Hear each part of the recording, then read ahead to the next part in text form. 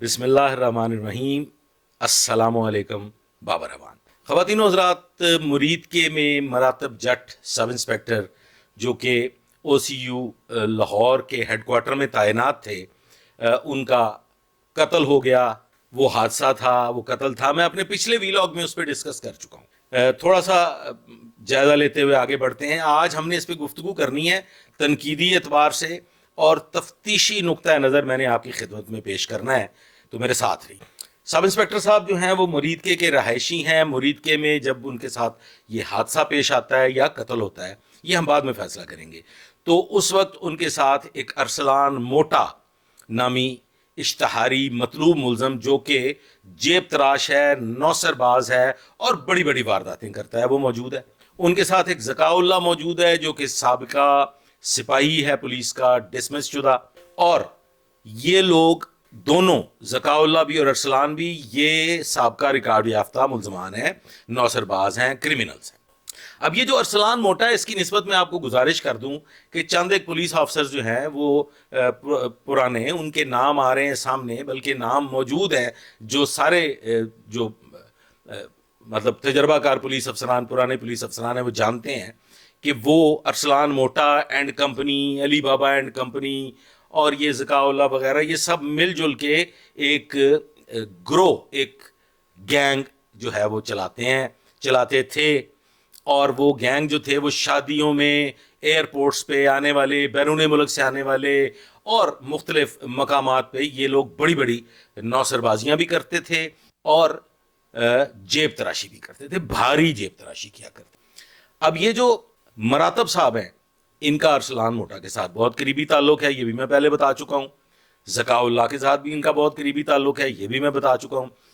कुछ अर्सा पहले शादबाग में होने वाली एक वारदात में मरातब साहब जो थे वो उसके अरसलान वगैरह के सिफारशी भी थे।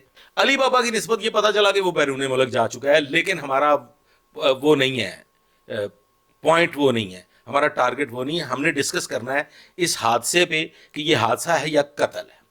अब जो ताज़ा तरीन सूरत है वो ये है कि लोग कह रहे हैं कि पुलिस इस मामले को दबाने की कोशिश कर रही है। जी बिल्कुल ऐसी बात नहीं। पुलिस कतन अपनी काली भेड़ों के मामलात को दबाने की कोशिश नहीं करती, बल्कि जब कोई पुलिस ऑफिसर या कोई पुलिस वाला कहीं इस किस्म के जराए में मुलव्वस होता है, तो उसको एक आम आदमी, एक आम शहरी की निस्बत कई गुना ज़्यादा सज़ा मिलती है और वो बड़ी मुश्किल भुगतता है और वो उससे बड़ी मुश्किल से अपने आप को बचाता है।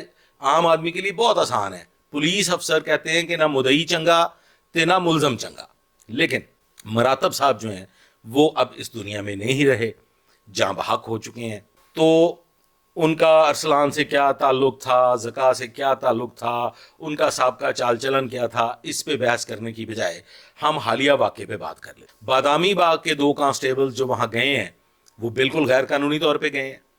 कानूनी तकाजे ये हैं कि अगर आपने अपने शहर में भी कोई मतलूब मुलजम पे रेड करना है तो उसकी बाकायदा कोई FIR होनी चाहिए, उसका वो बाकायदा आपको मतलूब होना चाहिए, या वो इश्तिहारी हो या मतलूब हो, बाहर तौर वो किसी ना किसी रिकॉर्ड में मौजूद हो, उस पर कोई शक गुजारा गया हो जो कि ज़िमनी में तहरीर हो, और तफ्तीशी अफसर उसके साथ एक होना इंतहाई ज़रूरी है। फ़र्ज़ करें अगर तफ्तीशी अफसर मौजूद नहीं है तो कम अज़ कम वो तफ्तीशी अफसर लूप में होना चाहिए, वो कहीं मौजूद होना चाहिए। वो अपनी टीम भिजवाता है, वो रैकी करते हैं, और उस रैकी के दौरान कोई अगर वाक़या पेश आता है या गिरफ्तारी मुमकिन हो जाती है, तो फिर वो तफ्तीशी अफसर, वो थानेदार वहाँ पहुँचता है अपना मुकदमा की मिसल लेके, और बाकायदा उसका एक कानूनी तरीक़ाकार है वो अडॉप्ट किया जाता है। इस मामले में ऐसी कोई सूरत हाल सरेआम सामने नहीं आई। अगर कोई हिडन सूरत हाल मौजूद भी है तो वो अभी तक हिडन है। अलबत्ता ये जो कांस्टेबल्स हैं, ये इनका कहना ये है कि हमारे साथ एक मुखबर था, मुखबर के साथ और 2 लोग भी थे, और वो एक अलग गाड़ी में भी सवार थे, और ये जो फायरिंग का वाकया बयान किया जाता है कि वहाँ पे फायरिंग हुई, गाड़ी को फायर लगे, ये साबित शुदा है। जो पुलिस अफसर वहाँ मौका पे गए हैं, उनसे जो मैंने अपने तौर पे मालूमात ली हैं, उसके मुताबिक गाड़ी को फायर लगे हैं। इसमें कोई अमर जो है ना वो पोशीदा नहीं है कि गाड़ी को फायर लगे या नहीं लगे। लेकिन अलबत्ता पुलिस ऑफिसर या उसका साथी जो ज़काउल्लाह साहब का रिकॉर्ड याफ्ता मुलजम है, سابقہ سپاہی بھی ہے، وہ کسی فائر لگنے سے کسی گولی کا نشانہ نہیں بنے، بلکہ وہ گاڑی ٹکرا جانے کے باعث پہلے ڈمپر میں لگتی ہے، پھر کلٹی ہوتی ہے، پھر وہ گاڑی ایک ٹاور میں، ایک کھمبے میں جا کے ٹکراتی ہے اور سمیش ہو جاتی ہے۔ اس کے نتیجہ میں پولیس کے سب انسپیکٹر مراتب جٹ اور ذکاء اللہ جو ہے وہ موقع پہ جاں بحق ہو جاتے ہیں۔ ارسلان جو ہے وہ شدید زخمی ہے، ایک ہاسپٹل میں زیر علاج ہے۔ اس کی نسبت یہ بھی پتہ چلا کہ اس نے بھاگنے کی بھی کوشش کی تھی، لیکن اس کی پوری نگرانی ہو رہی ہے، جو ہی وہ صحت یاب ہوگا تو اس کو حراست میں لے لیا جائے گا، کیونکہ وہ ریکارڈ یافتہ ہے اور اشتہاری ہے۔ اب بات کر لیتے ہیں، میں ان ساری چیزوں کو پس پش ڈال دیتا ہوں، مراتب جٹ کے معاملات کو بھی میں پس پش ڈال دیتا ہوں، دنیا میں نہیں رہے، انا للہ و انا الیہ راجعون۔